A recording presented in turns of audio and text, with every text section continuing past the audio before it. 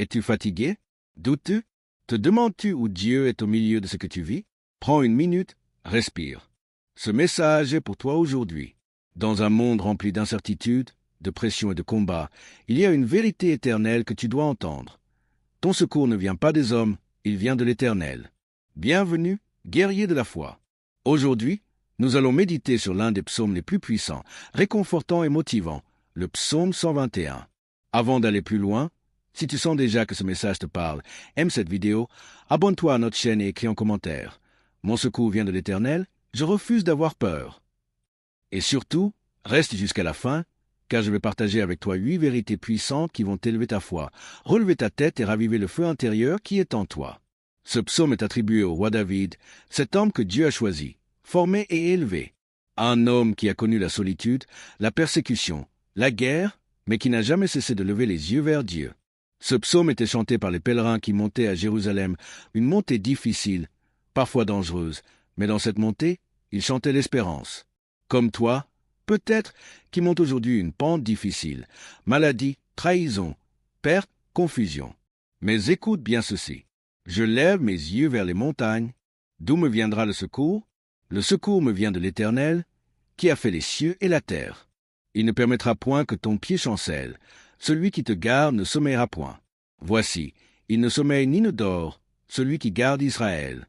L'Éternel est celui qui te garde, l'Éternel est ton ombre à ta main droite. Pendant le jour, le soleil ne te frappera point, ni la lune pendant la nuit. L'Éternel te gardera de tout mal, il gardera ton âme. L'Éternel gardera ton départ et ton arrivée, dès maintenant et à jamais.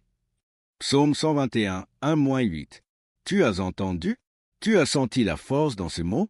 David ne dit pas « Peut-être que Dieu m'aidera ».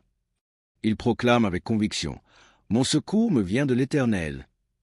Et maintenant, je veux t'enseigner 8 vérités puissantes qui vont élever ta foi, relever ta tête et raviver ton feu intérieur. 1. Le vrai secours vient d'en haut, non d'en bas. Au verset 1, David dit « Je lève mes yeux vers les montagnes, d'où me viendra le secours ?»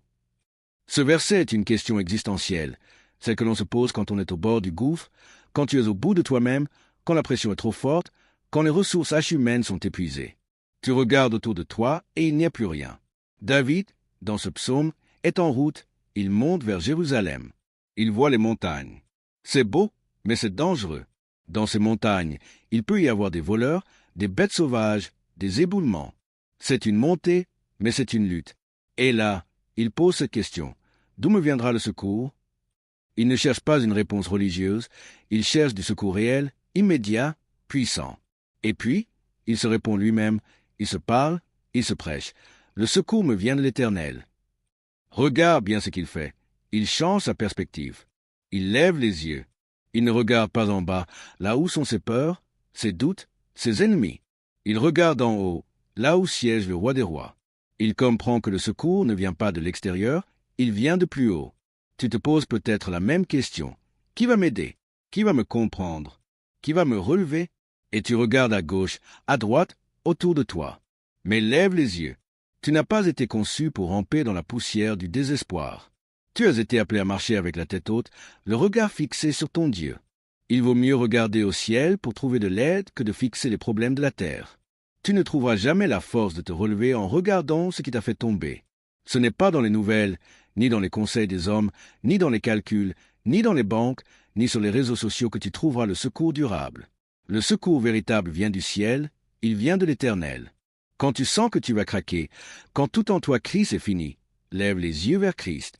Ce n'est pas une posture physique seulement, c'est une posture spirituelle. Tu refuses de te concentrer sur ce qui te fait peur, tu refuses de te noyer dans le bruit du monde. Tu regardes plus haut, tu choisis Dieu. C'est là que tout commence. Arrête de chercher des réponses dans les hommes, les réseaux sociaux, les circonstances. Lève les yeux, ton Dieu est vivant. 2. Ton secours vient du Créateur des cieux et de la terre. Au verset 2, David dit « Le secours me vient de l'Éternel, qui a fait les cieux et la terre. » Ce n'est pas n'importe qui vient à ton secours. Ce n'est pas juste un ami bien intentionné. Ce n'est pas un leader humain limité par ses propres faiblesses. C'est le Créateur, le Maître de l'univers, celui qui a parlé et l'univers est né. Tu veux une raison de ne pas paniquer aujourd'hui? Tu veux une vérité solide pour te tenir debout malgré la pression? Voici ta fondation. Celui qui vient à ton secours est celui qui a tout créé. Si Dieu a créé les cieux avec leurs galaxies, étoiles, soleil, système interstellaire, et s'il a créé la Terre avec ses montagnes, ses océans, ses forêts, son écosystème précis parfait, alors gérer ta situation n'est pas un problème pour lui. Tu es peut-être dépassé par ce que tu vis, mais Dieu n'est jamais dépassé. Tu vois une montagne, lui il l'a créée. Tu traverses une tempête, lui il peut la calmer d'un mot. Tu te sens périsonnier d'une impasse, lui il ouvre des chemins là où il n'y en a pas. Tu n'as pas besoin d'un petit encouragement aujourd'hui, tu as besoin d'une intervention surnaturelle, et c'est exactement ce que Dieu offre. Pas parce que tu es fort, mais parce qu'il est grand. Celui qui a fait l'univers est capable d'intervenir dans les détails les plus infimes de ta vie. Ton Dieu n'est pas un figurant dans ton histoire, il en est l'auteur, le rédempteur, le gardien. Parle à ton cœur comme David l'a fait. Dis-lui, mon secours vient de l'Éternel, celui qui a fait les cieux et la terre. Pas celui qui a essayé, mais celui qui a fait. Pas celui qui promet, mais celui qui accomplit. Et s'il a fait le ciel et la terre, il sait exactement comment reconstruire ta paix, ta maison, ton avenir. 3. Ton pied ne chancelle pas parce que Christ est ton fondement. Il ne permettra point que ton pied chancelle. Celui qui te garde ne sommeillera point. Ce verset est une promesse de stabilité spirituelle dans un monde qui tremble, qui vacille, qui perd ses repères. Et si on est honnête, il nous arrive à tous de chanceler quand la maladie frappe sans prévenir, quand une trahison nous brise le cœur, quand on prie et que le ciel semble silencieux.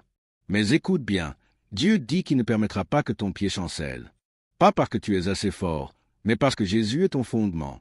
Sans Jésus, on est comme une maison construite sur le sable, instable, fragile, exposée.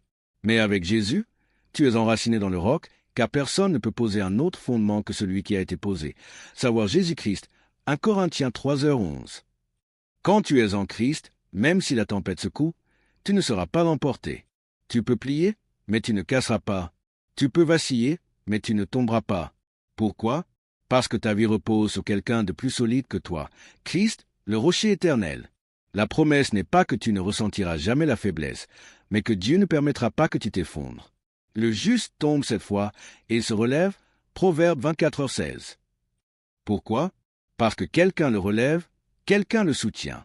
Jésus est celui qui tend la main, comme il a fait pour Pierre quand il s'enfonçait dans l'eau à cause de sa peur, Matthieu 14.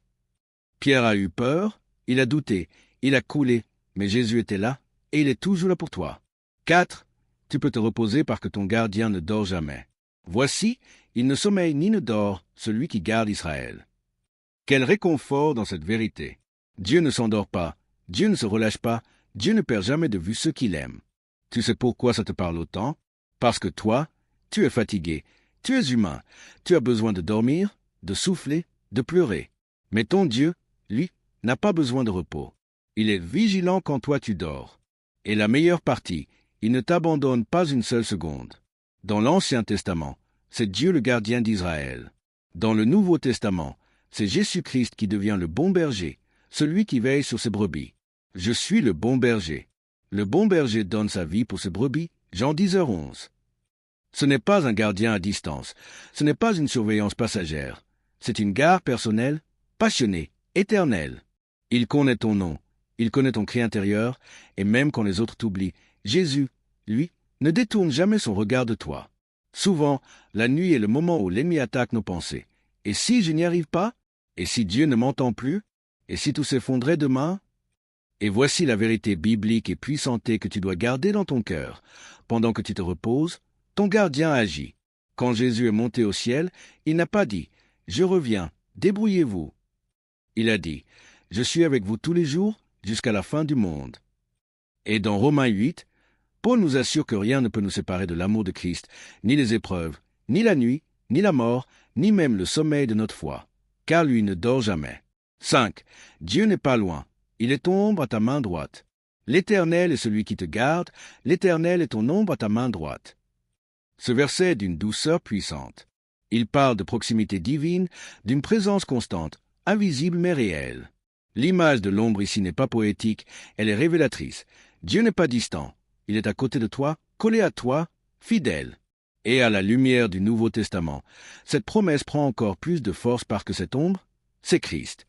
Tu peux marcher, courir, tomber, te relever, ton ombre reste là. Tu ne la vois pas toujours, surtout dans les moments sombres, mais elle est toujours présente. C'est la même chose avec Jésus.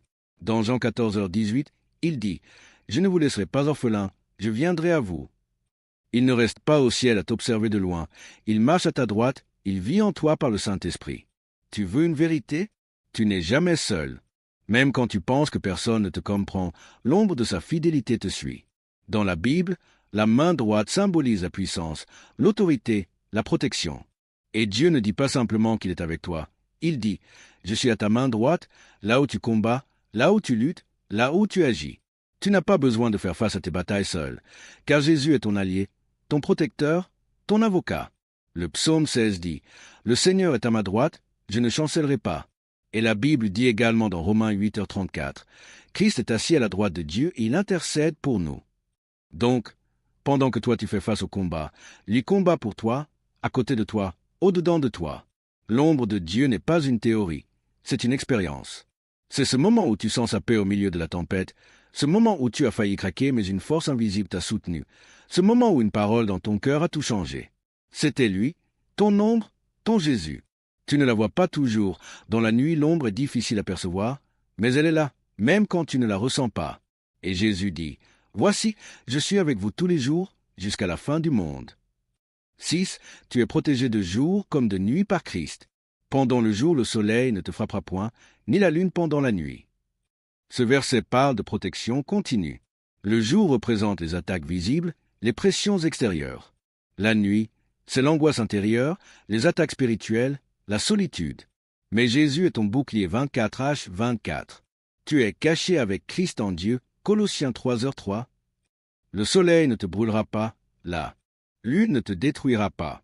Aucune force naturelle ni spirituelle ne peut te vaincre tant que tu es en Christ. 7. Dieu garde non seulement ton corps, mais surtout ton âme. L'Éternel te gardera de tout mal, il gardera ton âme.